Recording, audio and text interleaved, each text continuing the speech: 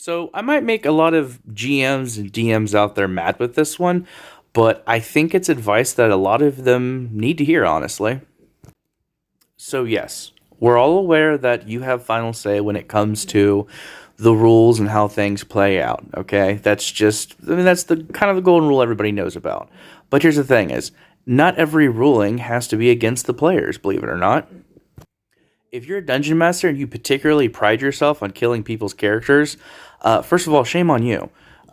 Second of all, you have an ego trip problem, or no one ever lets you pick the red Power Ranger during recess, or whatever color you wanted, because obviously you have emotional trauma that stems back all the way to middle school, maybe elementary, who knows. I have heard way too many stories about people who have lost characters or have basically GMs who essentially just create meat grinders. And if you've never heard that term before, it used to be kind of an older term used for older GMs, kind of from second edition or older, who there really wasn't much story to the gaming.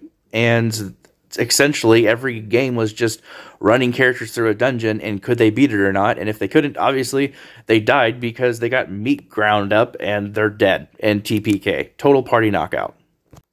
Now don't get me wrong, I'm not saying don't ever kill player characters. Sometimes players do really stupid stuff, and those are the times when, yes, their character might get put in a situation where they possibly might lose their character. Like, let's say the rogue decided to steal from the king right in front of him and got caught. Well, still give him his die roll chances. Don't just magically, oh, you're put to death, your character's dead.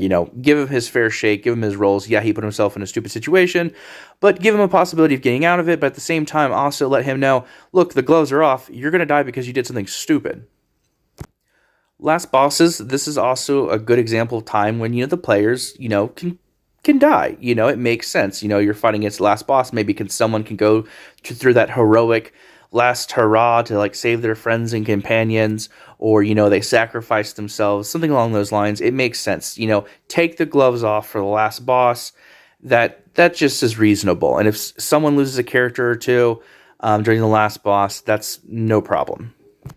And then there's random encounters. Like, really, random encounters? You want to kill your storyline, your players' hard work and backstories, and even your campaign you've created? Because people don't want to play the same campaign to try to play it again and beat it. Just kind of weird.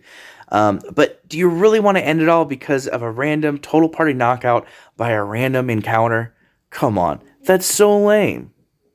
So this is a hill I'm obviously willing to die on, so I'm going to have to make a part two.